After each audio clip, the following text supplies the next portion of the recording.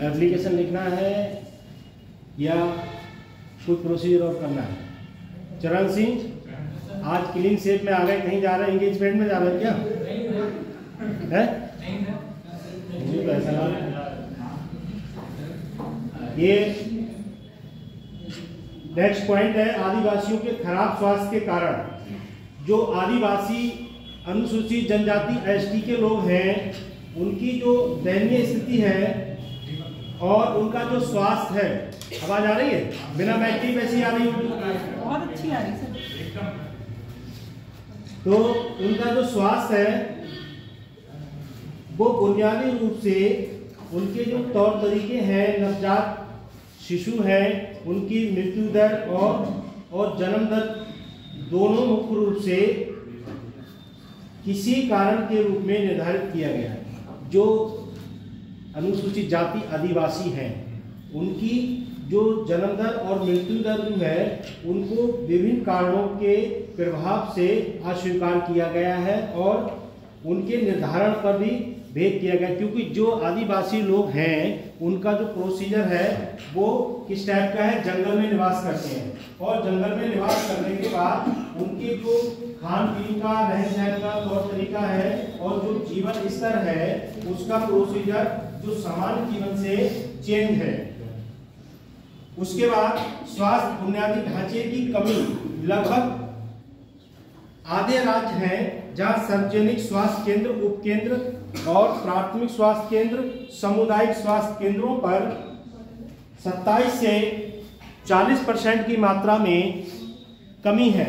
27 से और 40% की मात्रा में कमी है। जैसे सपोज करो CSC, PSC, जन स्वास्थ्य केंद्र जिसे कहते हैं सामुदायिक स्वास्थ्य केंद्र, जैसे सपोज करो पीलीभीत है, पीलीभीत के आसपास 10 किलोमीटर 15 किलोमीटर बीच की जो रेंज है उसमें स्वास्थ्य केंद्र नहीं होंगे, तो वो क्या करेंगे? उस बीच के लोग जो है वो किसी अन्य स्वास्थ्य केंद्र पे जाएंगे और अपनी जो समस्या है उसका जो निराकरण है वो करेंगे और जो दवाइयों का उपचार है वो उससे समाधान करेंगे और उनका स्वास्थ्य सही हो जाएगा। अगर आप डॉक्टर के पास नहीं जाओगे तो डॉक्टर थोड़ी आपके पास आएगा, आपको जन स्वास्थ्य केंद्र पर जाना पड़ेगा। जन स्वास्थ्य केंद्र, प्राथमिक स्वास्थ्य केंद्र पर जो डॉक्टर हैं वो 33% की कमी के कारण CSC विशेषज्ञों के 84 कार्मिकों द्वारा स्टाफ नर्स और उसके साथ साथ जो है स्वास्थ्य कार्यकर्ता, मानव संसाधनों की भारी कमी। जो मानव संसाधन है उनकी भारी कमी के कारण जो CSC PSC है उन पे जो डॉक्टर है, अगर कोई MBBS डॉक्टर नहीं है उसके एब्सेंट में आपको क्या मिलेगा? स्टाफ नर्स मिलेगा या फार्मासिस्ट मिलेगा या उसकी जगह आपको D फार्मा या B फार्मा वाला कोई व्यक्ति मिलेगा। जैसे आपका ट्रीटमेंट करने के लिए कोई डॉक्टर नहीं मिल रहा है तो जब डॉक्टर एब्सेंट होते हैं तो उनकी जगह किसी और व्यक्ति पर जिम्मेदारी सौंप दी जाती है। जैसे मैं आपको एग्जाम्पल बता रहा हूं कि जैसे आप जिस परिवार में रहते हैं आपके पिताजी आपके मेन जिम्मेदार व्यक्ति हैं, अगर वो कहीं चले जाते हैं उनकी एब्सेंट में उनका कार्य कौन संभालता है? माताजी। और माताजी अगर इस पोजीशन पे हैं, कार्य संभाल सकें तो वो संभाल पाएंगे। अगर वो इस पोजीशन पे नहीं है, शिक्षित नहीं है, तो उनकी जगह आपका कोई भाई होगा या बहन होगी वो उस कार्य को संभालेगा। ऐसी जन स्वास्थ्य जो खराब है उसका मेन कारण क्या है? खान पान और उसकी देखरेख। आधुनिक चिकित्सा के प्रति कम आस्था विश्वास।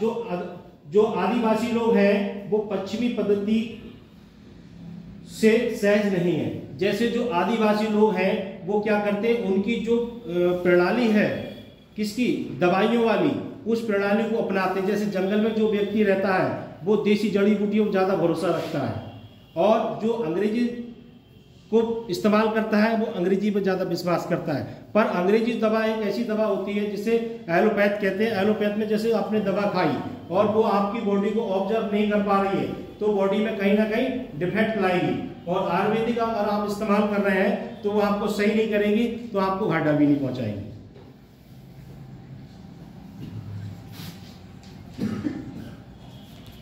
शासन संरचना में समस्या, जनसंख्या स्तर के आंकड़ों की कमी को केंद्रीकृत नीति निर्माण और कार्यान्वयन प्रक्रिया में जनजातीय भागीदारी न्यूनतम, अपर्याप्त राज्य स्तरीय भागीदारी और अन्य कारकों के कारण आदिवासी की जो खराब स्थिति है उसके लिए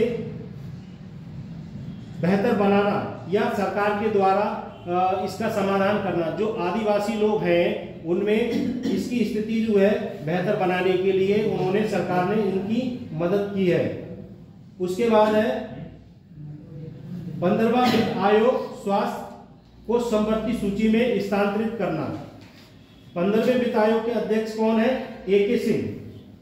15वें वित्त आयोग के जो अध्यक्ष थे वो कौन थे? ए.के. सिंह।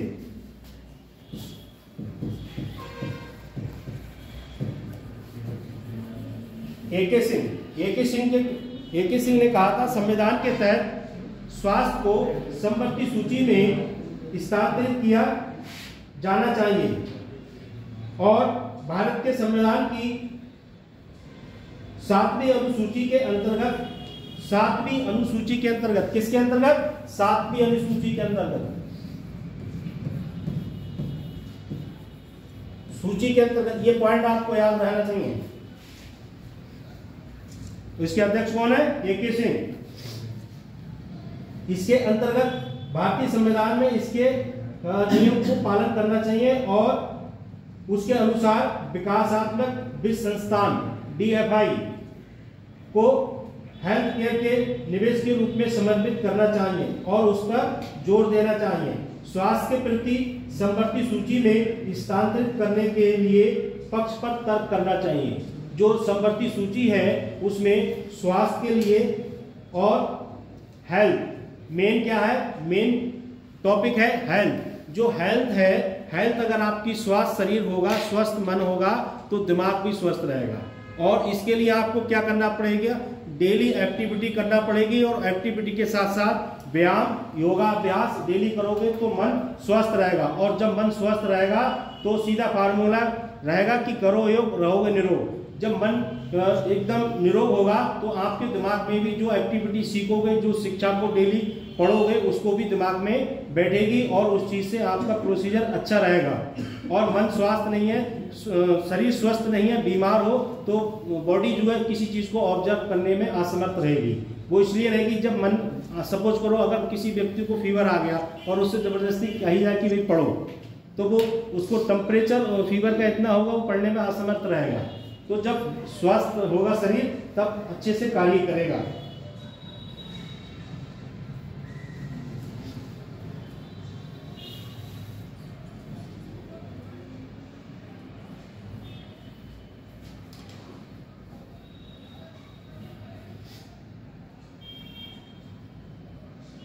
उसके बाद है ट्रस्ट।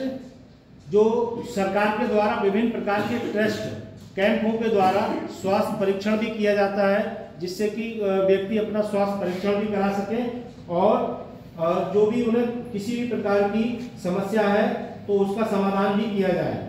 केंद्र सरकार पर अतिरिक्त बोझ। केंद्र कई दायित्वों को पूरा करने में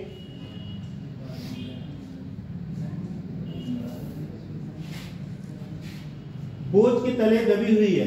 जैसे केंद्र सरकार है तो केंद्र सरकार जो है विभिन्न प्रकार की योजना निकालती है। उस योजना में जो कैंपों के द्वारा विभिन्न प्रकार की सुविधाओं के द्वारा व्यक्तियों तक पहुंचाने का काम कौन करता है? केंद्र सरकार और राज्य सरकार। ये सरकार जब आदेश, जैसे सपोज करो आपके लिए अभी एक अभियान चला था, कौन सा? अल्बेंडाजोल वाला। अल्बेंडाजोल वाला एक अभियान चला था जो स्कूलों बच्चों के लिए कीड़े की दवा खिलाई जाएगी। तो उसमें अभियान में जो है कोई टीचर अपनी इच्छा से नहीं खिला सकता क्योंकि सरकार आदेश करेगी तब वो बच्चा अस्पताल वाले जाके स्कूल में बच्चों से कहेंगे कि आपकी उम्र ये है और आपके लिए कीड़े वाली गोली खाना जरूरी है। तो वहाँ के जो स्टाफ होगा स्वास्थ्य विभाग का, वो शिक्षा विभाग के अधिकारियों से और लिखित रूप में एक आदेश जारी होगा, उस आदेश के अकॉर्डिंग वो स्कूल में जाएंगे। ऐसे डायरेक्ट कोई किसी को दवा नहीं खिला सकता, ना कोई किसी खाने से खा सकता है कहने से, क्योंकि जब स्कूल का स्टाफ और स्वास्थ्य विभाग का स्टाफ बैठ के बात करेगा कि भाई आपके स्कूल में ये सरकार के द्वारा स्कीम है और इसमें अल्बेंडाजोल बच्चों को खिलाना है, तो टीचर कहेंगे हम अब सहमति जता लें, तो सहमति में बच्चों के जो परिवार के लोग हैं वो सहमति देंगे कि हम अपने बच्चे के लिए ये दवा खिला सकते हैं। उसके बाद एक अभियान चला था फैलेरिया वाला, तो फैलेरिया वाला भी ये सिस्टम था कि अगर किसी को फैलेरिया की शिकायत है और वो उसके लिए असमर्थ है स्वास्थ्य केंद्र पर जाने के लिए, उसके पास अभाव है पैसे का, तो वो क्या है वो टीम के माध्यम से फैलेरिया की मेडिसिन इस्तेमाल कर सकता है।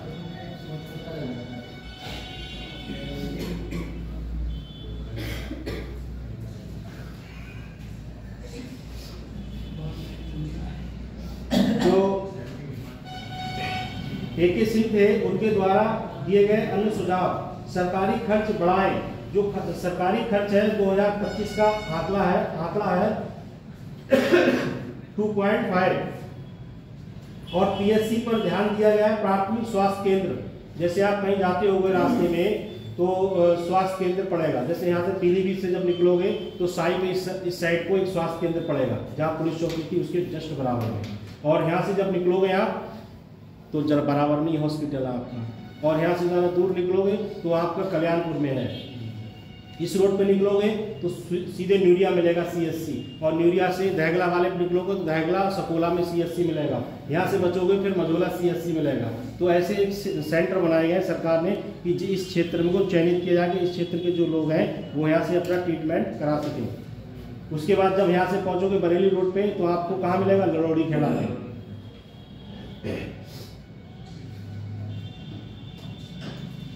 अखिल भारतीय चिकित्सा और स्वास्थ्य सेवा गठन, जो जितने भी डॉक्टर हैं चाहे BMS MBBS BDS BMS BUHMS या D फार्मा B फार्मा, जिसके अंतर्गत जो लोग आते हैं ANM GNM BSc नर्सिंग और नर्सिंग, ये वाले जितने भी चिकित्सक क्षेत्र के लोग हैं वो क्या करते हैं, चिकित्सा संस्थान से अपना क्या कराते हैं, रजिस्ट्रेशन। अगर उनका रजिस्ट्रेशन उस संस्थान से नहीं है तो वो वैलिड नहीं माने जाएंगे।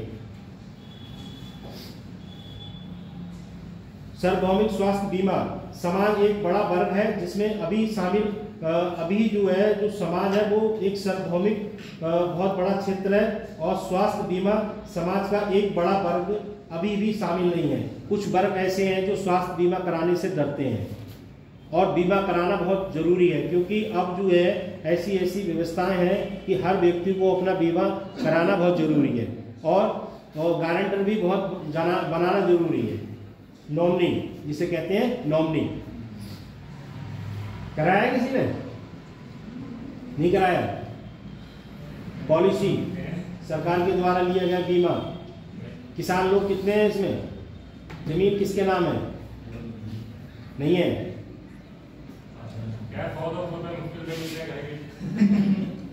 नहीं वो और एक बात और, जैसे आप सुनो जैसे आपका अकाउंट खोला हुआ है, चाहे वो SBI का हो, बैंक ऑफ बड़ौदा का हो, PNB का हो, चाहे किसी भी बैंक का हो, ठीक है, उसमें एक नियम है बैंक के द्वारा कि 200 रुपये, 212 रुपये, 312 रुपये, 22 रुपये, 12 रुपये, जितने भी प्रोसीजर हैं आपके अकाउंटिंग और आपकी एज के अकॉर्डिंग बैंक वाले से पूछ के एक फॉर्म भर देना।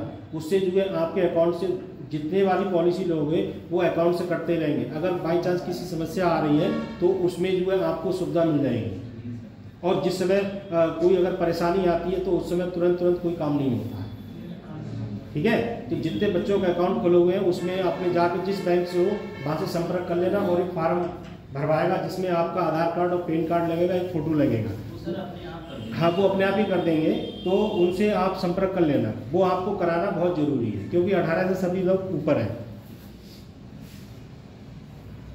उसके बाद जो है ग्लोबल हंटर रिपोर्ट 2022 के अनुसार, जो ग्लोबल हंटर रिपोर्ट है इसके अनुसार आयरलैंड और जर्मनी गैर सरकारी संगठन और worldwide and Welthungerhilfe द्वारा जारी किए गए भारत की रैंकिंग, जो भारत की रैंकिंग है उसमें ग्लोबल हैंकर में इंडेक्स के अनुसार भारत में 121 देशों में से भारत का कितना नंबर है? 107 नंबर। और जिसके पास 2022 में GHI स्कोर की गणना के अनुसार जो पर्याप्त डाटा है उसमें भारत का स्कोर जो है 29.1 में भारत में भुखमरी का स्तर जो है गंभीर है। जो भारत में भुखमरी का स्तर है वो गंभीर है और उसका कारण क्या है? जो इंडेक्स आता है, इंडेक्स के अनुसार जो है भारत का स्कोर जो है 29.1 और भारत में जो भुखमरी का स्तर है वो गंभीर है। ऐसा नहीं है भारत देश में सभी धीरूभाई अंबानी या टाटा ग्रुप या रिलायंस ग्रुप के हैं तो सबके पास संपत्ति है, जब चाहे जो चाहे खा सकते हैं। ऐसा नहीं है कि हर धर्म में, हर जाति में, हर समुदाय में गरीब लोग भी होते हैं और अमीर लोग भी होते हैं।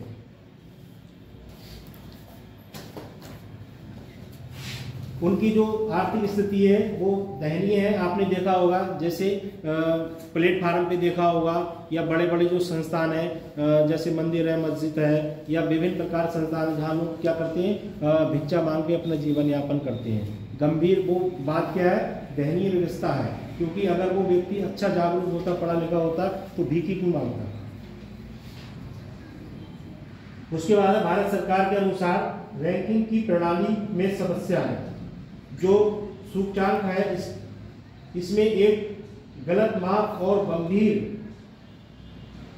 पद्धतिगत मुद्दे जो हैं वो ग्रस्त हैं। इससे गणना के उपयोग के लिए 4 वर्गों के संकेतों से 3 बच्चों के स्वास्थ्य से संबंधित और पूरी आबादी का प्रतिनिधित्व नहीं कर पाती। जैसे आपने देखा होगा जैसे किसी परिवार में या किसी जगह 2, 3, 4 बच्चे हैं तो 2 या 3 बच्चों में से एक बच्चा आपको क्या मिलेगा? जहाँ तक है रोगग्रस्त मिलेगा। रोगग्रस्त इसलिए मिलेगा कि कुछ बच्चे उसमें हष्ट-पुष्ट होंगे और कुछ बच्चे जो है उन्हें विभिन्न प्रकार की बीमारी होंगी। और बीमारी के अकॉर्डिंग क्या, जैसे बच्चा अगर 0 से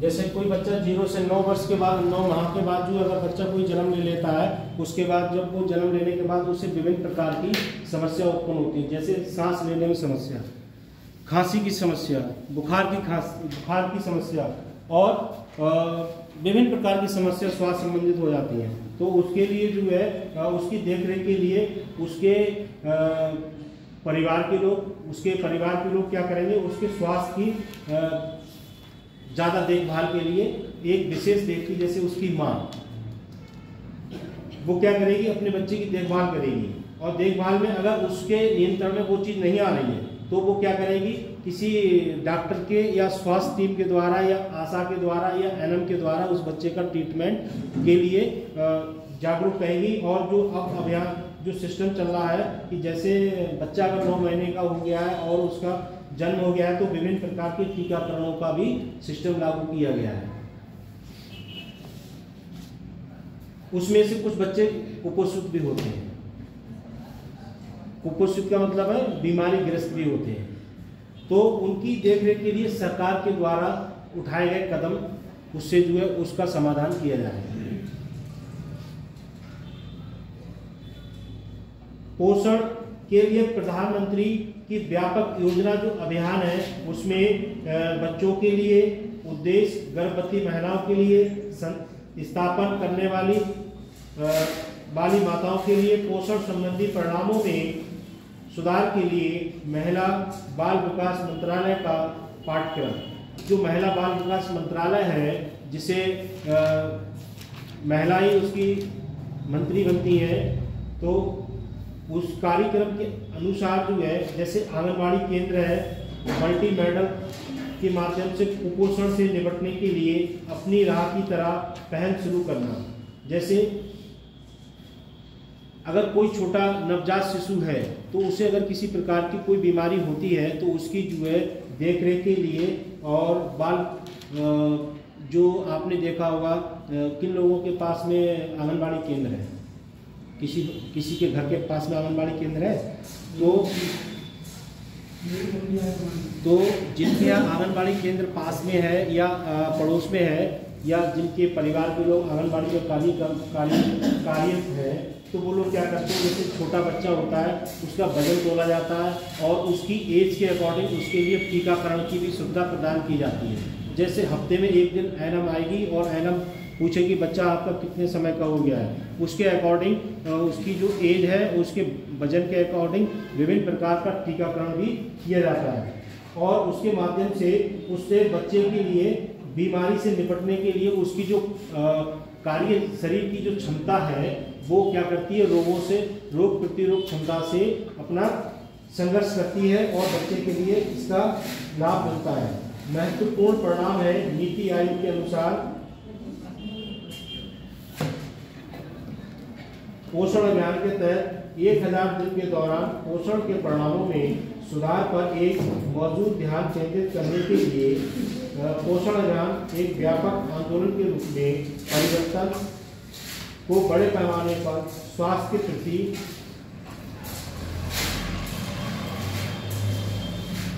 जैसे कोविड-19 के अनुसार महामारी के दौरान स्वास्थ्य और पोषण प्रणालियों के लचीलेपन का सामर्थ्य,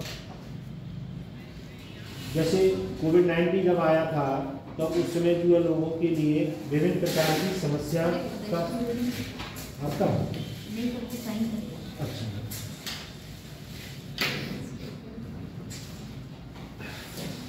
जब कोविड-19 आया था तब उस समय जो है स्वास्थ्य के प्रति लोग सब जागरूक थे और विभिन्न प्रकार की प्रणाली को अपना रहे थे।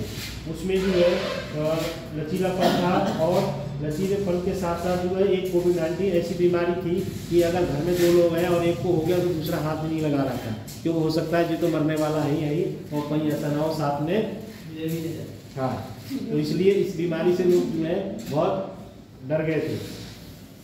भारत के स्वास्थ्य क्षेत्र के लिए विश्व बैंक कार्यक्रम जो WHO है उसके द्वारा भी विभिन्न प्रकार के कार्यक्रम चालू किए गए थे। विश्व बैंक ने महामारी को तैयार करने के लिए कार्यक्रम PHSSP के समर्थन में स्वास्थ्य सेवा वितरण कार्यक्रम के लिए भारत सरकार की सार्वजनिक स्वास्थ्य प्रणाली का समर्थन किया, जिसमें 1 मिलियन के कार्यक्रम पर हस्ताक्षर किए।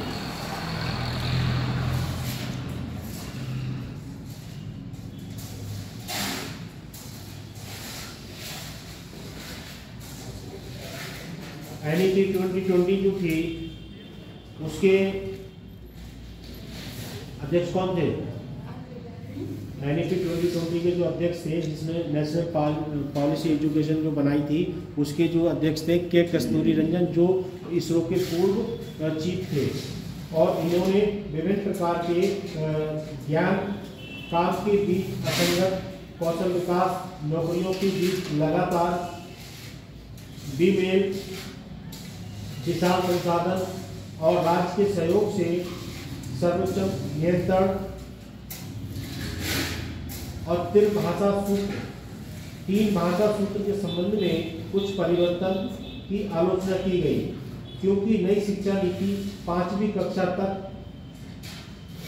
माध्यम जो है वो मातृभाषा के रूप में है। जो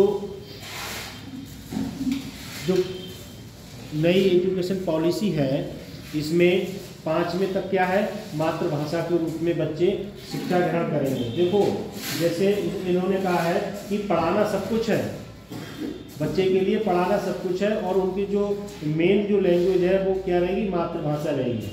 और मातृभाषा के अकॉर्डिंग बच्चा जो है 5 क्लास तक जो है वो बेहतर उसी टाइप की शिक्षा को लर्न करेगा। सीखने पर जोर, ये दस्तावेज प्राचीन भारत के ज्ञान और आधुनिक भारत में योगदान को बढ़ावा देने के लिए संस्कृति को मुख्य धारा में के अलग गणित कंप्यूटर शोध पर विचार दिया गया। जो पहले जो शिक्षा थी भारतीय शिक्षा प्रणाली, उसमें जो पहले जो सिस्टम था वो ऐसा था कि अगर आप लोग शिक्षा को लर्न कर रहे हैं तो उसमें पहले गुरुओं के द्वारा शिक्षा प्रदान की जाती थी, और वो पहले की जो संस्कृति थी वो बेहतर थी। और अब की संस्कृति कैसी है? तुम क्लास में पढ़ाते रहो और बच्चे मोबाइल चलाते रहेंगे। अब की संस्कृति ऐसी है। और पहले संस्कृति क्या थी? गुरु पढ़ाते थे और बच्चे ध्यान से सुनते थे, और नहीं सुनते थे तो उनके पास एक फार्मूला और था। हाँ, वो फार्मूला जब मैं केंद्रीय विद्यालय पढ़ाता था तो बच्चे भी ऐसे करते थे, तो फिर बच्चों के लिए मोबाइल पे बेल लगवा दिया कि बच्चों के लिए क्लास में मैं मोबाइल अलाउड नहीं है। और क्योंकि ये सिस्टम ऐसा है, हर बच्चे का सिस्टम, अगर टीचर पढ़ा भी रहा है तो वो ध्यान उसका उसमें ही रहेगा, वो देखता हो कहीं ऐसा ना हो किसी ने मैसेज कर दिया हो, कोई बात ना हो, चैट करता रहेगा बैठे बैठे। तो इससे क्या है, वो ये चीज़ क्लास के अंदर नहीं होना चाहिए। उसके बाद है शासन और शैक्षिक भाषा। जो दिल्ली विश्वविद्यालय है DU, जिसे कहते हैं इंग्लिश में DU, उसका जो शैक्षणिक विश्वविद्यालय शिक्षक संघ है, उसमें DUTA ने विश्वविद्यालय बोर्ड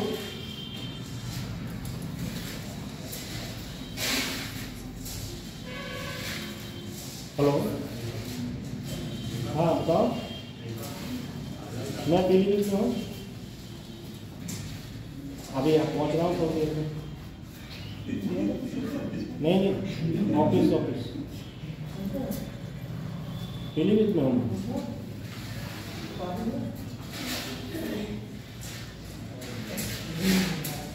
तो मैं अभी बाहर हूँ ना पीलीभीत से, थोड़ी देर पहुँच रहा हूँ मैं, ठीक है।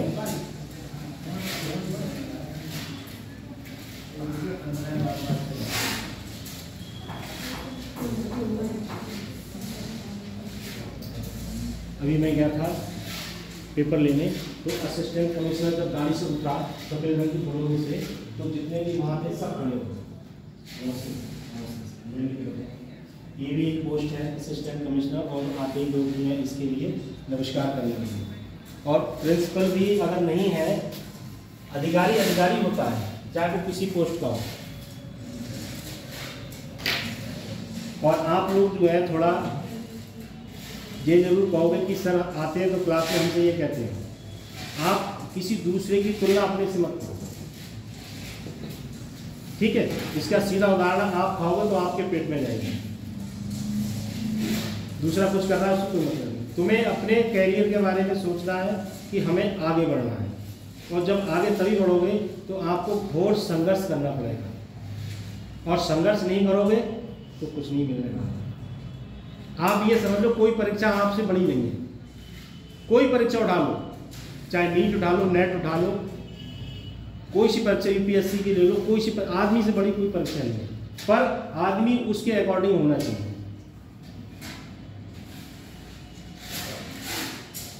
है कोई बड़ी परीक्षा बताओ? आदमी से बड़ी कोई चीज नहीं है। जब आदमी एरोप्लेन ऊपर उड़ाने वाला बना सकता है तो उसे नीचे उतारने की विधि उसके पास है। दूसरा क्या कर रहा है उस पर मत जाओ। तुम्हें ये ध्यान रखो कि हमारे माँ बाप ने ये बात ये सोचो कि मैं तुम्हें कब मिलूंगा, मिलूँ या ना मिलूँ कोई बात नहीं है, मगर तुम ये ध्यान रख लो कि सर हमें जो सोसाइटी पढ़ाते थे तो उनके पढ़ाए बच्चे टॉप गोल्ड मेडलिस्ट भी हैं, और जो हम बताते हैं वो उसके अकॉर्डिंग आप चलोगे तो बढ़िया रहोगे। कोई क्लास में कितना भी कुछ कर रहा है उससे कोई मतलब नहीं, तुम्हें अपना दिमाग पढ़ाई में लगाना है। सपोज करो कि आपके माँ बाप ने यहाँ भेजा है, कितनी मेहनत से पैसे इकट्ठे करके तुम्हें यहाँ भेजा है, चाहे कोई बच्चा किराए से आता हो, पैदल आता हो, पेट्रोल के लिए दिए जाते हो। और जब अभी इस जिम्मेदारी को नहीं समझोगे, जब तुम उस स्टेज पे पहुँचोगे तब तो तुम्हें पता लगेगी कि वो सर पढ़ाते थे, किसी ज़माने में चश्मा लगा के आते थे और बेचारे इतनी मेहनत करते थे, पढ़ाते थे, हमें सही पढ़ाते थे। अभी आप लोगों के कंधों पे कोई जोर नहीं है, कंधा फ्री है, और जब इन दोनों कंधों पे जब जोर आएगा तो पता लगेगी उस समय जो सर पढ़ाते थे उनकी भूमिका हमें आज भी याद है। क्योंकि आज से पहले जिन टीचरों ने हमें पढ़ाया है, उन टीचरों ने जो ज्ञान दिया है, उस ज्ञान की देन है जो आज अच्छी स्टेज पे है। क्लास के अंदर तो बहुत लोग आएंगे चले जाएंगे, आपके पास धन दौलत नौकरी है तो दोस्त तो फिर भी नहीं रहेंगे। किसी चीज़ की कोई कमी नहीं है आज के दौर में, केवल आपको अपना दिमाग लगाना है कि हमें एक सरकारी सीट लेना है, और सरकारी सीट लेने के बाद गेट के बाद बतेरे लोग खड़े रहेंगे नमस्कार करने के लिए।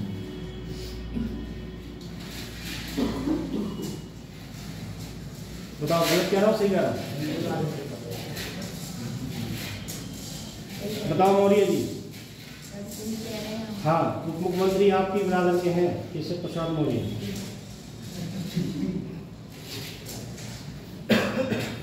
तो ऐसे ज्ञान को डेवलप करो कि आपको कामयाबी जल्दी से जल्दी मिल जाए और आपकी मेहनत वसूल हो जाए। हमें आप ले लो, भले ही नमस्ते मत करना, कोई बात नहीं, ठीक है। और जो बच्चे जानते हैं कि सर ने हमें पढ़ाया है, वो कहीं भी मिल जाए पढ़ा नमस्कार करते हैं, बोलते नहीं। क्योंकि मैं लगातार कई साल से टीचिंग में हूँ और बच्चे पढ़ाए हुए अच्छी पोस्ट भी पहुँचे हैं। और अभी जो एक 14 अक्टूबर का लाइव देखना, वो एक लड़की जो है रिफा नाम से MA सोशियोलॉजी गोल्ड मेडल लेके आई यूनिवर्सिटी से। लाइव देखना 14 अक्टूबर का डाल था। उसको मैं ही पढ़ाया था, गोल्ड मेडल लेके आई थी। समझ लो जब मैंने पढ़ाया था वहाँ यूनिवर्सिटी में आनंदीबेन पटेल के सामने जब बैठे थे हम लोगों को क्या स्थिति होगी, और जिसे मिला होगा उसका कैसा मन होगा, और उसके माँ बाप साथ में गए तो कैसा लग रहा होगा। तो ऐसी लक्ष्य को आप लोग भी प्राप्त करो कि हमें एक जुझारू बनना है, कर्मठ बनना है, कि हमें कुछ बन के दिखाना है। जीवन में संघर्ष करोगे तभी कुछ मिलेगा, ऐसा नहीं संघर्ष नहीं करोगे तो कुछ मिल जाएगा। सोचोगे ठंड पड़ रही, मुंह दबाए सोते रहो, तो सोने से काम ही चलने वाला। सोया भी जाता, 8 घंटे की नींद ली, बस उठ जाओ। 11 बजे सो, 5 बजे 5:30 6 पे उठ जाओ। क्योंकि आप लोगों की जो दिनचर्या है वो इस लेवल पे है कि इस समय जितनी मेहनत कर लोगे उतनी सीट प्राप्त कर लोगे। जहाँ मन में दिमाग में है कि वो सीट हमें लेना है, बस वही प्राप्त कर लोगे। और अगर समय गवा दिया तो फिर नहीं मिल पाएगा। देखो पैसा तो फिर भी कमा लो, यार दोस्त भी फिर मिल जाएंगे, और जो समय चला गया वो नहीं मिलेगा। क्योंकि जब समय निकल जाता है तो वो फिर वापस नहीं आता।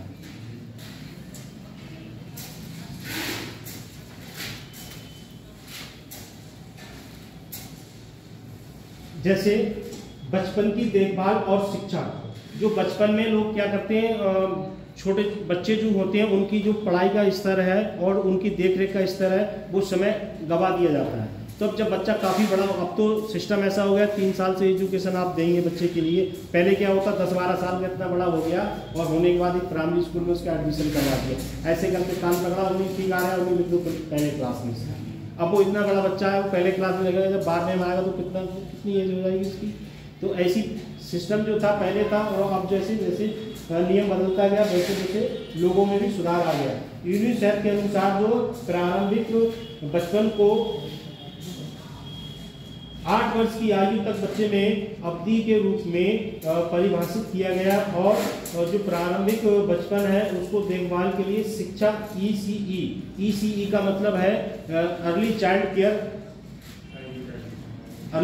Care education. ECE का मतलब इसके द्वारा जो बच्चों के लिए, छोटे बच्चों के लिए एजुकेशन दे सकते हैं। इसके अकॉर्डिंग दूसरी, अगर कोई व्यक्ति ये एजुकेशन ले हुआ है तो छोटे बच्चों के लिए पढ़ा सकता है। इसके अकॉर्डिंग दूसरी इसके समकक्ष जो है वो डिग्री है NTT, ठीक है।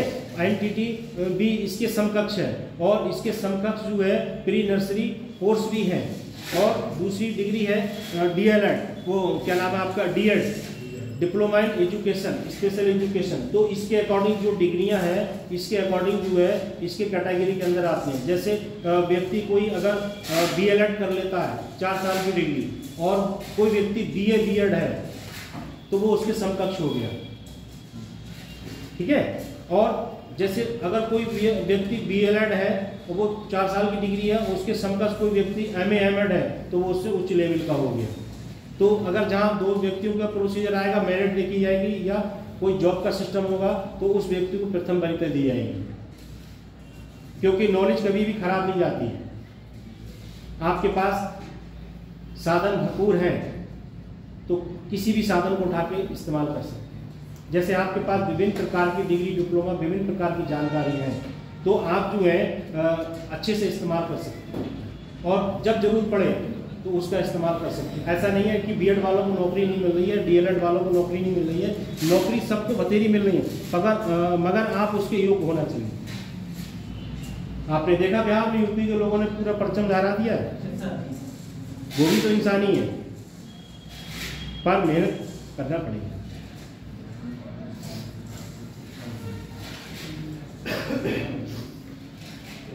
तो ईसीसी जो एजुकेशन है, इसके अकॉर्डिंग जो है बच्चों में सामाजिक, भावात्मक, संज्ञानात्मक और शारीरिक आवश्यकताओं की संग्रम विकास करना।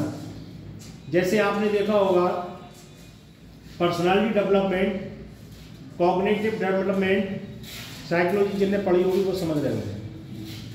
साइकोलॉजी में जिन बच्चों ने साइकोलॉजी पढ़ी होगी तो उन्हें पता होगी कॉग्निटिव, पर्सनालिटी डेवलपमेंट और ज्ञानात्मक, संज्ञानात्मक क्या प्रोसीजर होता है।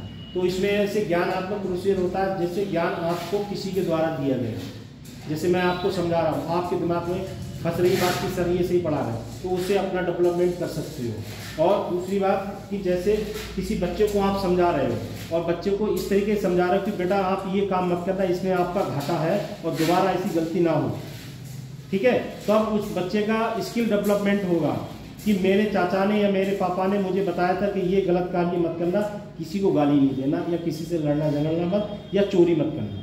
तो वो स्किल उसके दिमाग में डेवलपमेंट हो गया कि मेरे जो बड़े आदर्श हैं घर में, उन्होंने ये मुझे बताया है कि मैं इस टाइप का कोई कार्य नहीं करूँ। तो बच्चे के अंदर वो डेवलपमेंट हो जाए। जैसे आप क्लास जब छोटे बच्चों को घर पे पढ़ाते होंगे या खुद से पढ़ते होंगे तो पढ़ाते हो ए फॉर एप्पल, तो उसके दिमाग में ये बैठ जाता है ए फॉर एप्पल मेरे परिवार वालों ने जिसने मुझे सिखाया ए फॉर एप्पल, उसने उसका जो स्किल है वो डेवलपमेंट हुआ कि ए फॉर एप्पल, ए से एप्पल होता है। तो जो छोटे बच्चे हैं उनका जो स्किल है वो डेवलपमेंट ऐसे ही होता है। जैसे आप लोगों जब छोटे होंगे तो आपको भी किसी ने पढ़ाया होगा छोटा से अनार बड़ा से आम, ठीक है। तो आपने जब पढ़ा होगा तो आपको वही रिपीट होगा कि हमें किसी टीचर ने इस टाइप का पढ़ाया था और उस समय आपका जो स्किल है वो डेवलपमेंट में आ गया। जैसे आपने हाई स्कूल एंटर किया होगा, अभी शायद हो सकता है बीएससी एमएससी भी कर रहे हो, तो जैसे जैसे आप क्लास में आगे बढ़ते रहोगे तो कोई साइंस ग्रुप का बच्चा होगा तो उसे साइंस के बारे में ज़्यादा जानकारी होगी, कोई कॉमर्स का होगा उसे अकाउंट के बारे में ज़्यादा जानकारी होगी, और जो आर्ट साइड का होगा उसे राजनीतिक, पॉलिटिकल, सोशियोलॉजी और आपके सिविक्स और इकोनॉमिक्स विभिन्न प्रकार के सब्जेक्टों की जानकारी होगी। जैसे फॉर एग्जाम्पल आप जैसे किसी बच्चे को उठाकर पूछ लो उससे कि जैसे आप बताओ लास्ट में खड़े हो, कोई बात नहीं है, आप किस ग्रुप के हो? आर्ट ग्रुप के, साइंस के, कॉमर्स, एग्रीकल्चर?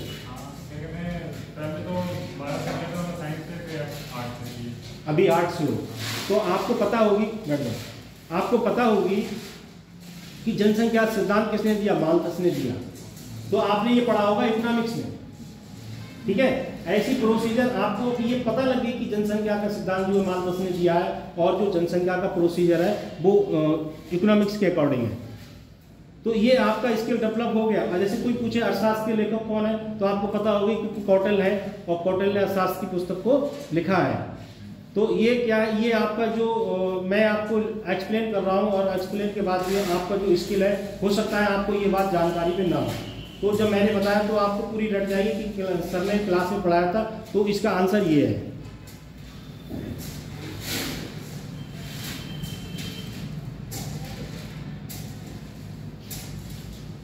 अब इसमें दूसरा पॉइंट है ECCE की आवश्यकता पड़ती है जो बच्चों की प्रारंभिक शिक्षा शुरू करते हैं। जैसे छोटे बच्चे हैं, जैसे आपने पहले क्लास में प्री नर्सरी TNC में बच्चे को एडमिशन दिलवाया और दिलवाने के बाद जो टीचर होगा उसकी एजुकेशन क्या होगी? उसकी एजुकेशन होगी इंटर और उसके बाद ECCE का सर्टिफिकेट उसके पास होगा। जैसे इंटर कॉलेज में पढ़ाने के लिए टीचर के लिए 9 से 10, 8 और 9, 10 3 के लिए आपको BA और B.Ed होना चाहिए। और अगर जैसे 11-12 को अगर टीचर पढ़ा रहा है तो उसके पास MA और B.Ed+ होना चाहिए।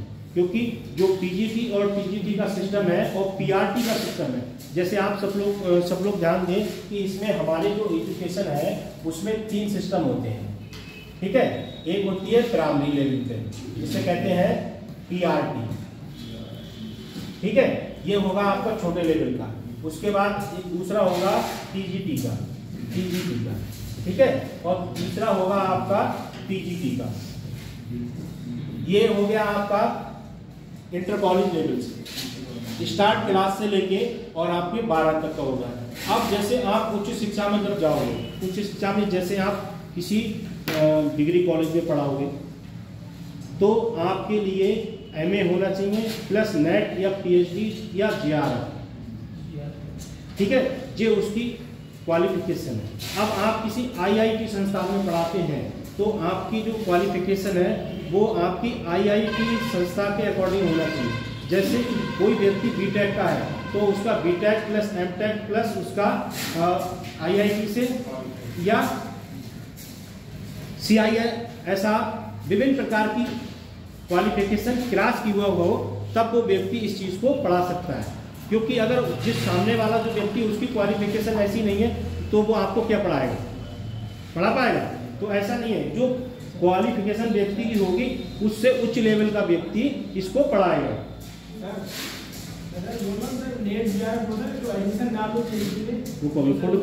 फोटो पे जाने दो, उसके बाद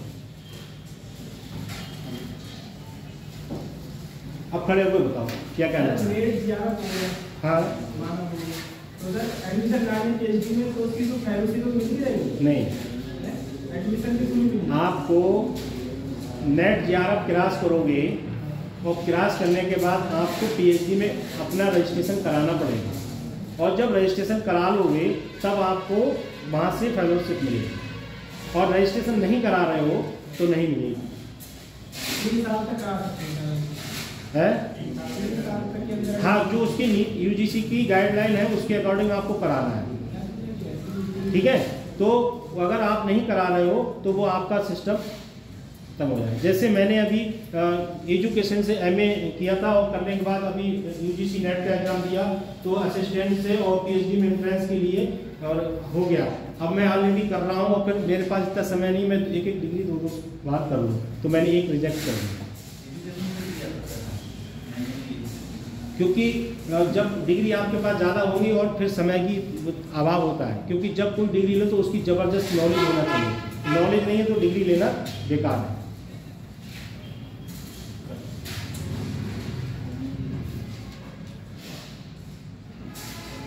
उसके बाद जो डिजिटल शिक्षा है, टाइम हो गया क्या? अभी 12 मिनट।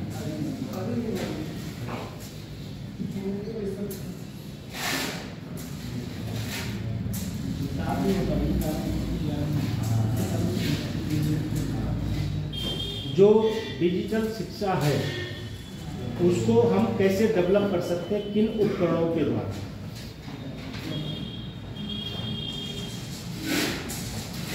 जो डिजिटल शिक्षा है, जैसे आप डिजिटल शिक्षा इसके माध्यम से ले रहे हैं, किसकी वजह से?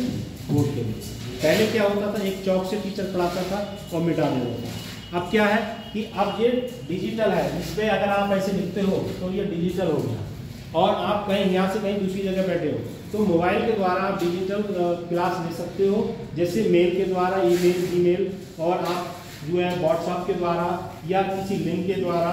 और उसमें एक प्रोसीजर और है जो आपने शायद सुना होगा, वर्चुअल क्लास। जैसे किसी बच्चे ने अगर बीएड किया होगा, अगर अच्छे इंस्टीट्यूट से किया होगा, टॉप कॉलेज से, तो उसे वर्चुअल क्लास के बारे में पता होगा। वर्चुअल क्लास ऐसे होता है जैसे आप यहाँ बैठे हो और किसी दूसरी जगह क्लास चल रहा है। जैसे फॉर एग्जाम्पल मैं दे रहा हूँ आपके लिए, जैसे आपने डायरेक्ट समझ जाओ, जैसे आपने देखा होगा कि जो जज होते हैं, जज डिस्ट्रिक्ट जज होते हैं या एसीजीएम होते हैं, या जो डिस्ट्रिक्ट जज होते हैं वो उन डिस्ट्रिक्ट जज होते हैं, और एक उसके नीचे भी जज होते हैं। जैसे जज होते हैं, एक डिस्ट्रिक्ट होता है डिस्ट्रिक्ट जज, उसके नीचे अनेक प्रकार के जज होते हैं जिनके पास विभिन्न मुकदमों के केस चलते हैं। उनके पास क्या है, जज यहाँ बैठा होगा और जज बैठने के बाद जो है वो अपने क्लाइंट के लिए, मुलजिम के लिए पेश करेगा, तो वो डिजिटल के द्वारा उसके लिए क्या करेंगे, तारीख का जो समाधान किया गया है वो डिजिटल कैमरे के द्वारा, डिजिटल डिवाइस के द्वारा उसे तारीख का दी जाएगी। जैसे आपने देखा हो कोविड समय में ये सिस्टम लागू किया गया था, सरकार ने किया था कि अगर कोई व्यक्ति कहीं है, जैसे सपोज करो कोई व्यक्ति गुजरात में है और उसका जो मुकदमा है वो पीलीभीत में चल रहा है, ठीक है, और वो वहाँ की न्यायिक हिरासत में है, तो वहाँ से वो डिजिटल के द्वारा यहाँ पर कर सकता है। ये भी सिस्टम है डिजिटल का, ऑनलाइन जिसे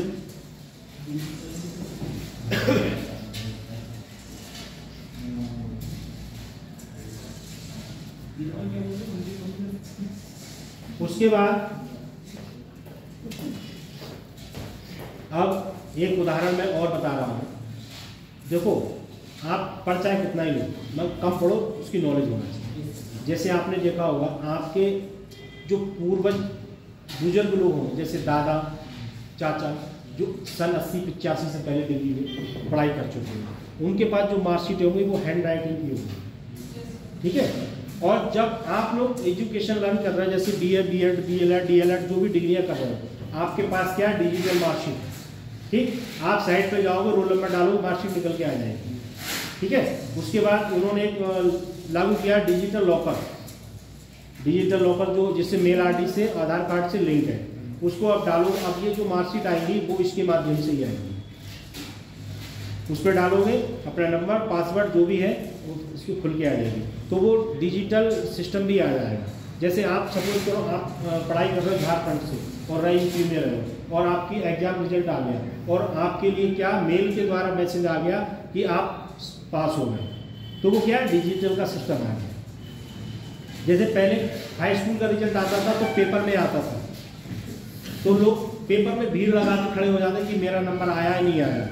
अब क्या है, अब जैसे ही रिजल्ट 2 बजे क्लिक होगा इलाहाबाद से, तुरंत मैसेज आ जाएगा कि भाई रिजल्ट को डाउनलोड कर दिया है, अपना रोल नंबर डालो और डेट ऑफ बर्थ डालो, तुरंत खुल के आ जाएगा। तो ऐसा क्या डिजिटल सिस्टम है। तो डिजिटल सिस्टम जो है बेहतर भी है और सुविधाजनक भी है।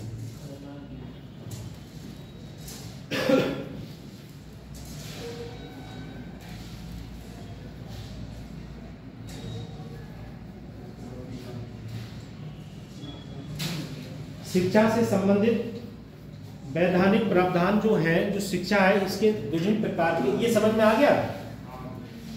ये इसको ध्यान रखना, ये न्यू एजुकेशन पॉलिटी के NEP के अंतर्गत आता है ये, ठीक है। ये आपको सब पता होना चाहिए। PRT कितने तक आता है और TGT PGT कितने तक आता है, ये सब पता होना चाहिए।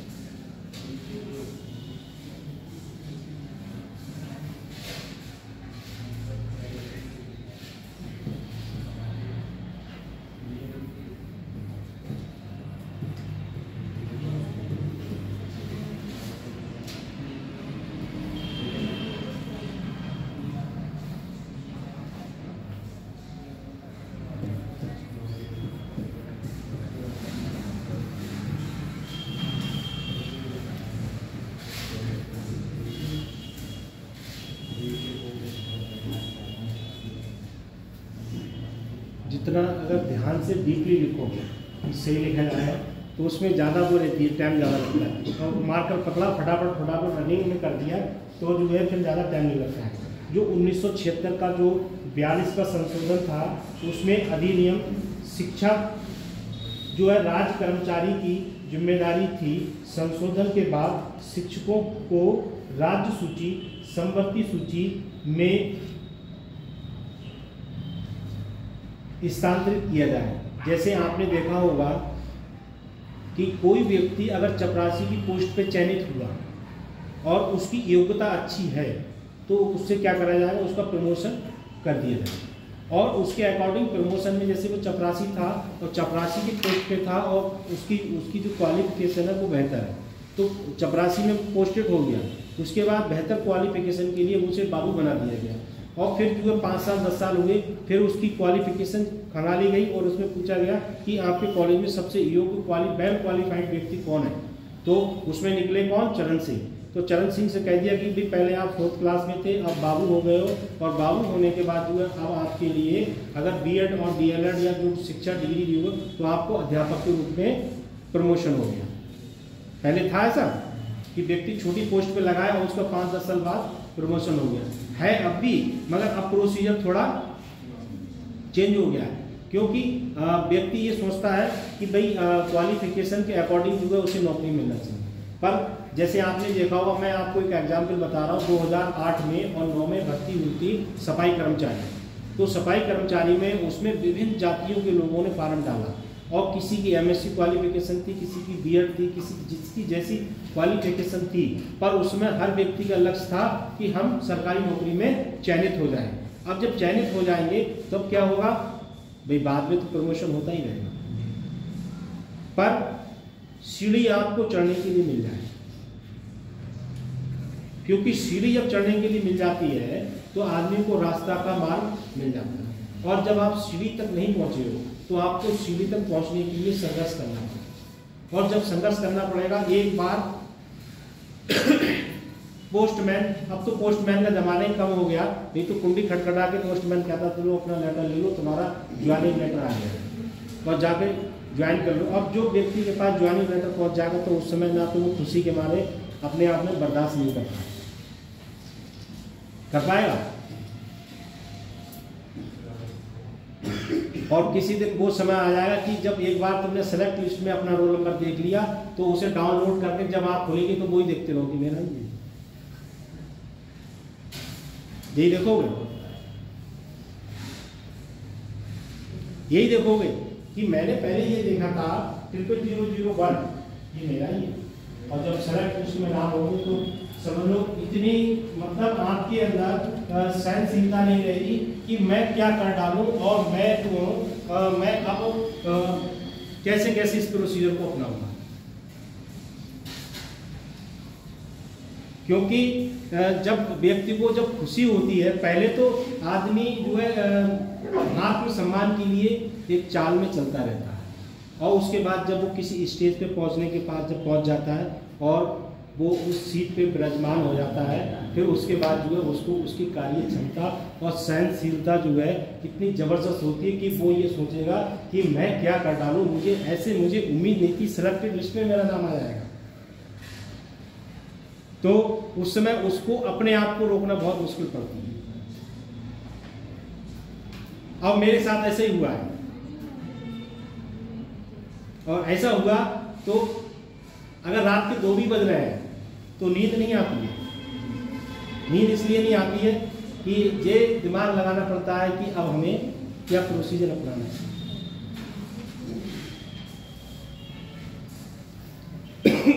आप लोग कहोगे कि सर ऐसे कह रहे हो, सन 2022 में 6 परीक्षा दी और 6 परीक्षा देने के बाद 4 परीक्षा क्लास, और जब रिजल्ट आया तो रिजल्ट तुरंत मेल पर रात में जब आया तो जब फोन पर जो मैसेज आया तो एकदम आप लगी होगी इतनी रात में मैसेज कॉल कर रहे थे, देखा तो उन्होंने देखा केंद्रीय विद्यालय प्रिंसिपल पोस्ट पे चयनित।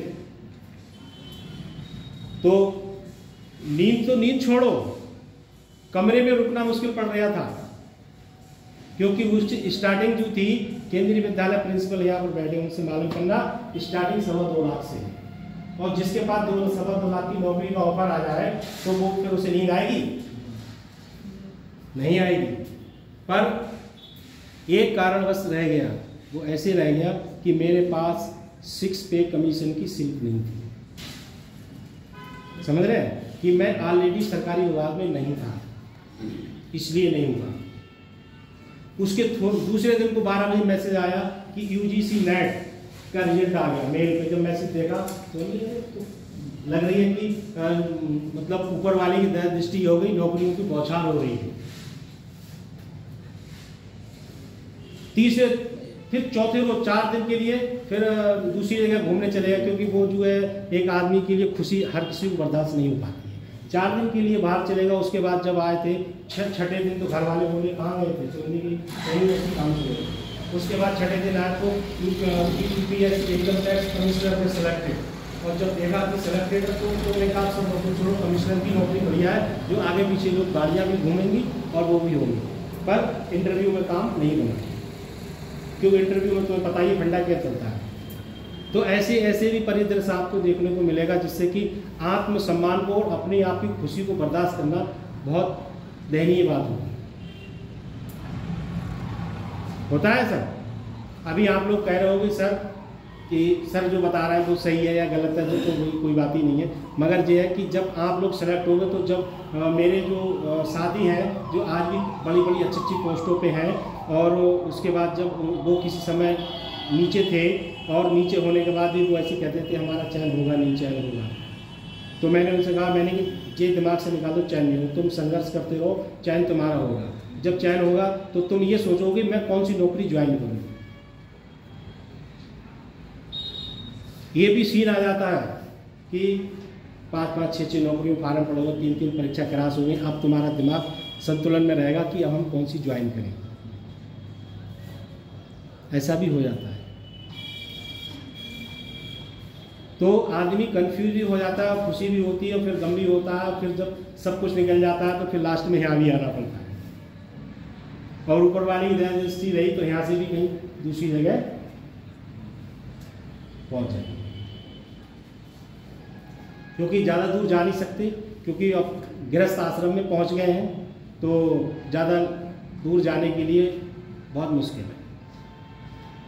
क्योंकि हमारे मिलने वाले कई लोग अभी बिहार में सेलेक्ट हो गए हैं, और 1-2 माध्यमिक शिक्षा परिषद बोर्ड में जिसे कहते हैं इंटर कॉलेज, इसमें भी सेलेक्ट हो गए हैं, और 1-2 लोगों का डिग्री कॉलेज में।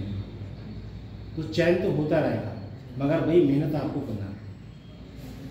क्योंकि मैंने तुम्हें एक उदाहरण बताया था कि जब आपके पास ऑफर आएंगे तो आप अपनी जो सहनशीलता है, आत्मविश्वास है, वो स्टार्ट हो जाएगा। ये कंफ्यूज हो जाओ कि मैं नौकरी कौन सी करूं, कौन सी ज्वाइन करूं। और वो दिन कोई ऐसा नहीं है किसी आदमी के पास नहीं, सबके पास आता है। केंद्रीय विद्यालय प्रिंसिपल जब मैं गया मिलने के लिए, और उसके बाद मैंने अपने इंट्रोडक्शन दिया, तो हाथ मिलाए, बोले बैठिए सर। बोले मैं तो प्रमोशन से आया हूँ, आप तो डायरेक्ट आए हो। हंसने लगा। तो ऐसा भी सिस्टम होता है। और पेपर हुआ ऑनलाइन, दिल्ली में हुआ था, और ऐसी ठंड थी लोग घर में से नहीं निकल रहे थे बिस्तर में से, और मैं यहाँ से पीलीभीत से दिल्ली पहुँचा पेपर देने। क्योंकि जिस आदमी के अंदर संघर्ष और जिम्मेदारी का एक बोझ सिर पे रखा है, तो वो समय नहीं देखता है, देखेगा समय, और समय देखेगा तब तो ट्रेन छूट चुकी है।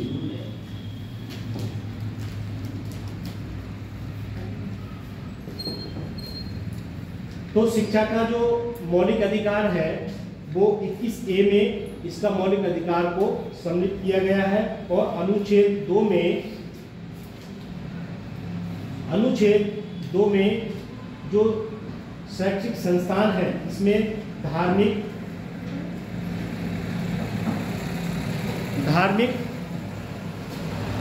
और उपासनाओं से संबंधित स्वतंत्रता के अनुरूप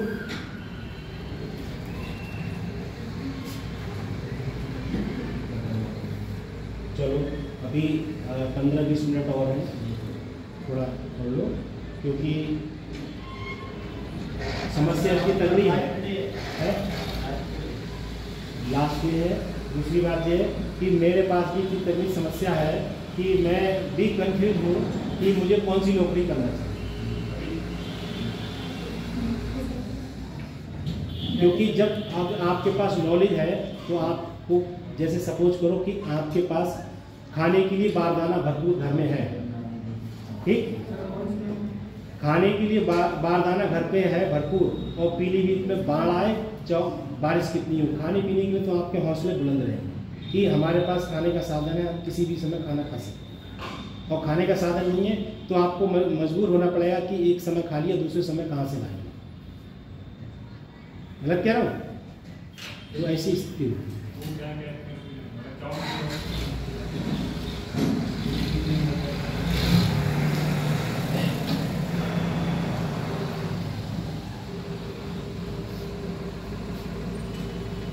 और आप लोग जो है जैसे छोटे लेवल की शिक्षा करोगे तो आपको बहुत आलस मालूम है, और उच्च लेवल पे जाओगे तो फिर बल्ले बल्ले, क्योंकि छोटे क्लास में पढ़ाओगे तो आपको छोटे बच्चों से ज़्यादा वो रहेगा, बड़े क्लास में पढ़ाओगे तो फिर बड़े क्लास में रहेगा। जैसे मैं इंटर कॉलेज में पढ़ाता था पहले, तो इंटर कॉलेज पढ़ाने में बेहतर नहीं लगता था, और जब से 2022 में यूजीसी नेट क्रॉस करा तो अब इंटर कॉलेज के सामने से नज़र हट गई, अब सीधे डिग्री कॉलेज पे आ गई। तो ऐसे ऐसे मेहनत करते रहो, वैसे वैसे प्रोसीजर बदलता जाएगा। और शुक्र आप लोगों का क्या है, शनिवार के लिए मेरी क्लास आएगी, ठीक है, तो मैं टाइम निकाल के जो बेहतर इस संबंधित सिस्टम है इसको मैं ज़्यादातर PDF पे, जैसे उस दिन पढ़ाया था, उस दिन मेरा स्वास्थ्य सही नहीं था इसलिए पूरी तरीके से मेरी अवेयरनेस हो रही थी, तो मैं सब लोग जुड़ना, उसमें जो भी मेरी तरफ से जो क्वेश्चन आंसर बेहतर होंगे वो उसमें मैं अपने नोट्सों के द्वारा आप लोगों को पढ़ाऊँगा और उसमें जुड़ना। ये बस सोचना कि सर क्या रहा है तो मज़ा नहीं आता। ये सब्जेक्ट सोशियोलॉजी ऐसा है जिससे मुंह से बोल के ही पढ़ाना पड़ता है, कि ये वो नहीं है, मैथ नहीं है कि स्क्वायर लगा नहीं लगा, प्लस लगा नहीं लगा, माइनस लगा नहीं लगा, तो ये सिस्टम अलग है और इसका अलग है। सब लोग जुड़ जाना। NEP के बारे में बता दूंगा और जो भी सिस्टम है इसमें इससे जुड़ूंगा, ठीक है, किस राज्य से कौन सी योजना लागू हुई और किस मुख्यमंत्री ने लागू की, ये इस टाइप की मैं सब जोड़ूंगा। और कॉपी पेन लेके बैठना होगा, ठीक है, ज़्यादा ना हो तो डेट और उसकी जो सिस्टम है कब चालू हुआ, कब से कब तक, ये सिस्टम सब इसमें जुड़ा होगा, सब पढ़ लेंगे। क्योंकि ये मत समझना कि हम ये चीज़ आज हम अपनी UPSC के लिए तैयारी कर रहे हैं तो हमें आगे ना काम है, ठीक है, क्योंकि यहाँ जो टीचर आपको पढ़ा रहे हैं वो ऑलरेडी UPSC परीक्षा दे चुके हैं, ठीक है, तो उनसे ज़्यादा नॉलेज जितनी आप ले लोगे वो बेहतर रहेगी, ठीक है। तो इसलिए जो है थोड़ा पढ़ाई पे ध्यान दो, और ध्यान देने के बाद थोड़ा संघर्ष करो, मेहनत करो, और मेहनत कर लोगे तो एक बार की मेहनत पूरी ज़िंदगी भर रंग लाएगा। उसके बाद चाहे बोलेरो में घूमना चाहे इनोवा में घूमना, ठीक है। और जिस ज़िले में पोस्टिंग होगी तो ऐसा नहीं उस ज़िले में तुम्हारा फोटो नहीं आया, वो जिस ज़िले में पोस्टिंग होगी उस ज़िले में आपका क्या होगा, फोटो लगा होगा, और उस ज़िले नीचे लिखा होगा IAS PCS जो भी बनो लिखा होगा, और उसमें ऐसा नहीं नंबर नहीं होगा, उस पर पूरी जन्म कुंडली होगी, तो चेहरे से पहचान लिया जाएगा इस बच्चे को हमने पढ़ाया है। क्योंकि नेता और टीचर की मेमोरी बहुत फास्ट होती है। बताओ, अगर जो लोग नेतागिरी में जुड़े होंगे उन्हें पता होगी, कोई अगर हमारा मिलने वाला कोई बड़ा नेता आता होगा तुरंत कहने नजर आ रहा स्टेज पे आ रहा, और अगर कोई अध्यापक है वो सीधे कहेगा ये बच्चा मैंने पढ़ाया था, बहुत प्यारा है।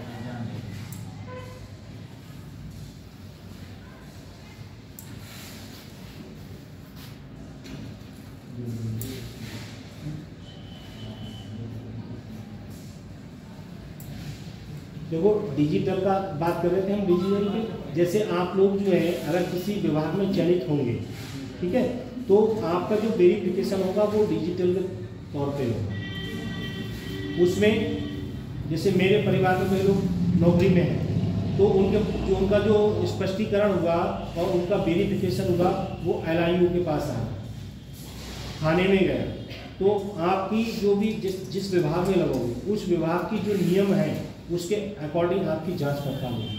जैसे आपकी चयन हुआ झारखंड में, ठीक, और आप रहने वाले पीलीभीत में, आपका वेरिफिकेशन होना है तो वहाँ का जो सिस्टम है वो सीधे उच्च लेवल अधिकारियों को फॉलो करेगा, फॉलो वाले आपका जो निजी थाना होगा उसके अंदर। और अब जब उत्तर प्रदेश सरकार जब से आई है तब से उन्होंने जो भी नियम कानून है वो सब डिजिटल कर दिए हैं। किसी के बारे में अगर खगोलना है तो अपने साइट पे जाओ, उसके बारे में सर्च कर सकते।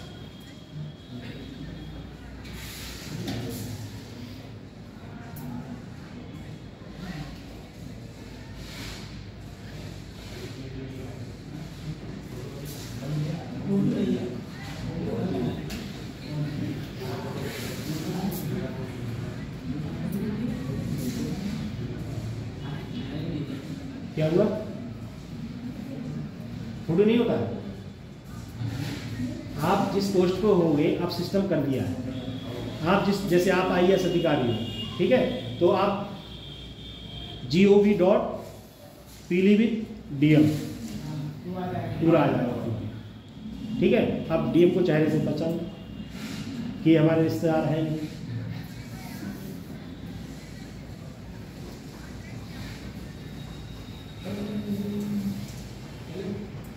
ये अभी लगभग 10-12 मिनट और बचे, ठीक है, वो पूरे हो जाए उसके बाद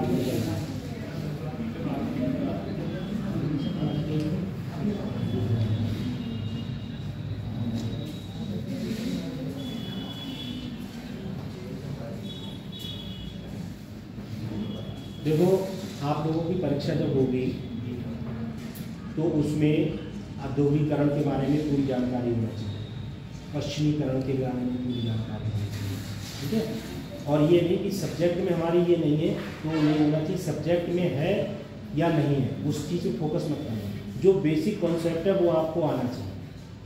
बेसिक बातें भी बहुत ज़रूरी है, जिससे कि अगर महिलाओं के बारे में अगर आ जाए कि भाई वुमेन एम्पावरमेंट में महिलाओं की स्थिति क्या है, तो महिलाओं की स्थिति के बारे में आपको पता होना चाहिए, बच्चों की स्थिति के बारे में पता होना चाहिए। और उसके बाद जो है प्रौद्योगिकी, जो भारत में प्रौद्योगिकी जो चल रहा है 5G में AI नया आया है, AI नया आया है। और AI जो नया आया है उसके बारे में आपको क्लियर कॉन्सेप्ट पता होना चाहिए, क्योंकि AI पहले नहीं था। AI की फुल फॉर्म पता होना चाहिए, AI का क्या कार्य है, AI से हम क्या क्या लाभ ले सकते हैं, या AI हमारे जीवन में क्या क्या लाभ दे सकता है और हमारे लिए क्या अच्छा है।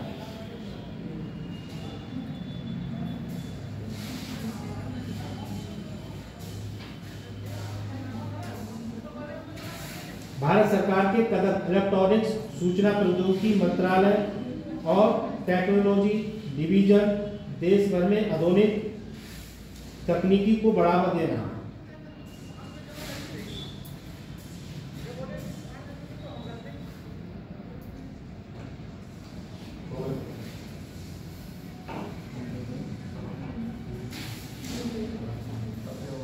नशीले पदार्थों के बारे में बहुत जानकारी रखना है। जो नशीले पदार्थ हैं और जो दवाएं हैं उनकी ऑनलाइन जानकारी,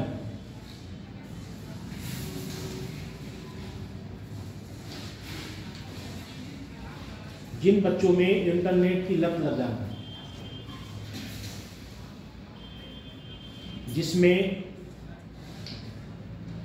इंटरनेट की लत लग जाएगी, जैसे आप लोग जो है किसी भी परिवेश में रहते हो और जीवन जीने के लिए आपको भी बहुत जीवन जीना है, तो आप जो है किसी भी ऐसी चीज़ का इस्तेमाल मत करो जो जीवन में उसकी लत लग जाए। और लत लगना जो है वो सबसे बड़ा घातक है, चाहे वो इंटरनेट की हो, चाहे नशीले पदार्थों की हो, या किसी गलत कार्य की हो। उस लत से जो है पूरा जीवन क्या होता है, एक बार की गलती पूरे जीवन को नष्ट कर देती है। तो इसलिए सीधा उदाहरण आप ऐसे मान लो कि आपको कुछ बन के दिखाना है और दिखाने के बाद जो है जब मैं कभी फोटो अपना नेट खोलूँ और कहीं किसी ज़िले के अधिकारी के रूप में जो चयनित हो जाओ तो आपकी भी फोटो आए। जैसे अविनाश पांडे हैं, कौन है यहाँ, SP। हाँ, तो ऐसी पोस्टर जब लग जाएगी तो जिन टीचरों ने पढ़ाया तो उनको भी पता लगेगा ये स्टूडेंट हमारा है, आज जो है इस पोस्ट पे चयनित हुआ है। ठीक है, जैसे एक पढ़ा हुआ बच्चा केंद्रीय विद्यालय में पढ़ाया मैंने, वो PO पे पोस्ट हो गया और जब मैं बैंक में गया तो उसने फोटो देखा, बोले ये कौन है, तो चपरासी बोले वो सर आ रहा हूँ बुला रहा हूँ। मैं गया, वो आया, बोले सर आपको बुला रहा, मैंने क्यों, बोले चलिए। तो अब मैं गया तो वो लड़का बैठा, बोले नमस्ते सर, नमस्ते। बोला सर आपने मुझे पढ़ाया है। मैंने हाँ पहचान लिया, तुम केंद्रीय विद्यालय के स्टूडेंट हो। बोले अरे सर आपको पता है? मैंने हाँ पता है, केंद्रीय विद्यालय के स्टूडेंट हो, मैंने तुम्हें पढ़ाया है। और बहुत दो लोग खड़े थे, मैंने तुम्हें पीटा भी बहुत था। तभी हंसने लगा, बोले गुरुजी अगर नहीं पीटते तो आज मैं इस जगह नहीं आता। तो ऐसा भी होता है। ठीक है, तो शिक्षा जो है कभी भी ऐसा नहीं है अच्छे मार्ग पर नहीं ले जाए, अच्छे मार्ग पे भी ले जाए। पाठ पुस्तकों में जो महिलाएं हैं उनके बारे में प्रतिनिधित्व होना चाहिए, जैसे मीराबाई, महारानी लक्ष्मीबाई और ज्योतिबा फुले। ठीक है, सरोजनी नायडू, ऐसी लोगों का भी विशेष जो है ध्यान रखना चाहिए और इनके बारे में विशेष रूप से पढ़ना चाहिए। जो पाठ पुस्तक है, जो पाठ पुस्तक पढ़े होंगे, जिन्होंने B.Ed करा होगा, D.Ed करा होगा, उसमें है जो पाठ पुस्तक है वो कैसी होना चाहिए, वो जो है गुणवत्तापूर्ण होना चाहिए। जो पाठ पुस्तक है उसमें ऐसा पाठ्यक्रम होना चाहिए जो गुणवत्तापूर्ण हो, जिससे कि जो छात्र उस शिक्षा को सीख रहे हैं उससे जो है उनका जो जीवनचर्या है वो बेहतर हो जाए। और बेहतर नहीं हो पाएगी तो जो है शिक्षा का स्तर जो है और सीखने का स्तर आपका लो रहेगा। ठीक है, तो इसलिए मुंशी प्रेमचंद के जितने भी सिस्टम हैं, हिंदी तो पढ़ोगे ही, मुंशी प्रेमचंद को बहुत ध्यान रखना। वो ऐसे घुमा के दे देता है मुंशी प्रेमचंद कहाँ से आए और कैसे आए, उनके क्या क्या अलंकार, क्या क्या छंद, ये सब जो है जो भी पुस्तक पढ़ो वो इस टाइप की हो, गुणवत्तापूर्ण हो, जिससे कि आपके लायक हो। और जो पुस्तक है उसका डिजाइन से कोई मतलब नहीं है, उसका मुख्य पृष्ठ क्या मायने रखता है वो कोई मतलब नहीं है, उस पर किसी का फोटो छपा ये कोई मतलब नहीं। उसके अंदर जो कंटेंट लिखा है और जो उसका अंदर जो समाज के बारे में या क्षेत्र के बारे में या आपके उज्जवल जीवन के लिए लिखा है वो आपके लिए बेहतर मायने रखता है। जैसे सपोज करो कोई व्यक्ति महंगे ब्रांडेड कपड़े पहनता है और उसकी जो लोकेलिटी है उसका व्यवहार बिल्कुल बेकार है, तो उसको अच्छे कपड़े कोई पहनने की जरूरत है। आप कपड़े भी नॉर्मल भी पहन लो कोई बात नहीं, मगर आपकी जो वेशभूषा हो और लोगों के प्रति सम्मान हो और आपकी जो लैंग्वेज है वो ऐसी होना चाहिए कि आप जहाँ पर हो और वहाँ से जब चले जाओ तो भी लोग याद करें कि कोई व्यक्ति यहाँ आया था, उसकी जो बोलने का तरीका था वो बेहतर था। और वो कहीं भी तुम्हें मिले तो उससे जो है आप ये भी कह सकते हो कि आप हमारे साथ रहें।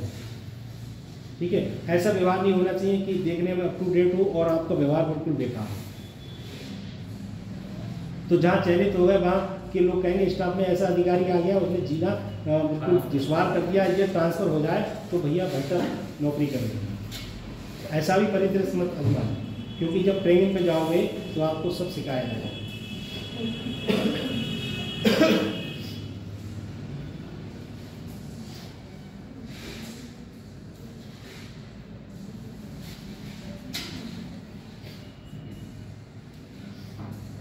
और जहाँ चयन होकर ट्रेनिंग पे जाओगे तो ये मत सोचना कि हम यहाँ आ गए, घर हमारा छूट गया। घर तो जहाँ था वहीं रहेगा।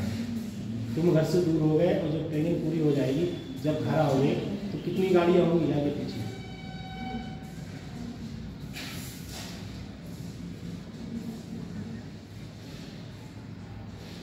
पुलिस प्रशासन जिस जिले से एंट्री करोगे उस जिले की जो सीमा रेखा तुरंत फोन करेगी कि यहाँ से एक अधिकारी गुजर रहे हैं, उनकी सिक्योरिटी के लिए पुलिस अलर्ट है और सीमा बॉर्डर पे पहुँचने वाले हैं, तो वहाँ जिले का प्रशासन रेडी रहेगा।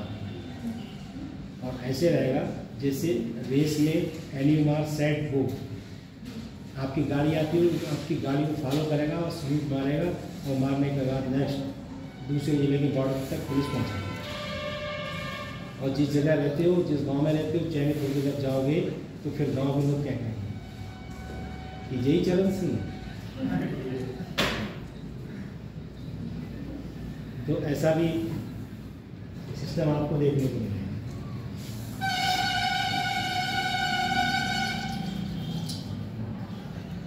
बकाया सब सब्जेक्ट पढ़ाई भी होंगे सब लोगों को, पढ़ा रहे हैं। देखो ज्योग्राफी के जो है वो इंदिरा पॉइंट संबंधित जितना ग्राफ है सब उठा लेना, और जो 8 राज्यों को छू के जो कर्क रेखा निकालते हैं उसको भी पूरा, किस जिले से कहाँ से कौन सी, ये सब पूरा कराएगा। क्योंकि मेरी क्लास दोबारा मुश्किल है, इसलिए मैं आ नहीं पाऊँ, इसलिए मैं आप लोगों को अभी एक्सप्लेन कर दे रहा हूँ, क्योंकि मेरा भी जो है फिर समय नहीं रहेगा। और ज्योग्राफी में विशेष ध्यान से, और कैग के बारे में, जो कैग है उसकी नियुक्ति कौन करता है, कैग के बारे में अच्छे से पढ़ के जाना, ठीक है। और जो राष्ट्रपति हैं उनके बारे में भी अच्छे से पढ़ के जाना, और राष्ट्रपति की मूल भूमिकाएं क्या हैं। उसके साथ साथ डिजिटल को भी ज़्यादा बेहतर पढ़ना, ठीक है। और अभी एक ईरान की सरकार ने एक नियम लागू किया, ईरान की सरकार ने, कि जो 9 वर्ष की लड़कियां हैं उनकी जो शादी का स्तर है वो 9 वर्ष में ही कर दिया जाए। पर ईरान की जो सरकार है उसने इस पर एक्शन लिया है कि 9 साल की एज जो है बहुत कम है, ठीक है। तो उसको भी थोड़ा कॉन्सेप्ट को क्लियर करना। और जो बांग्लादेश, जो पश्चिम बंगाल है, पश्चिम बंगाल में जो घटना घटी थी अभी आप लोगों ने देखा होगा, इसमें पश्चिम बंगाल ने, ममता बनर्जी ने एक नियम लागू कर दिया, अगर कोई व्यक्ति इस टाइप की घटना करता है तो उसे डायरेक्ट फांसी, ये सज़ा पश्चिम ममता बनर्जी के क्षेत्र में रखी गई है। और दूसरा सिस्टम ये कि जो भी आप पेपर में जब करोगे, पेपर को जब जाओगे तो दिमाग में बिल्कुल धैर्यपूर्ण रखना, ठीक है। मेरी तरह मत हड़बड़ा जाना। 2014 में जब पेपर दिया यूपीएससी का, और जब पेपर दे के बाहर निकले तो उनने के पेपर क्रॉस प्रीलिम पूरा फाइनल कर दी दोनों के, और जब गेट के बाहर आए तो हमने हमारे टाइम हो गया, इसे बंद, जब टाइम होगा वो जब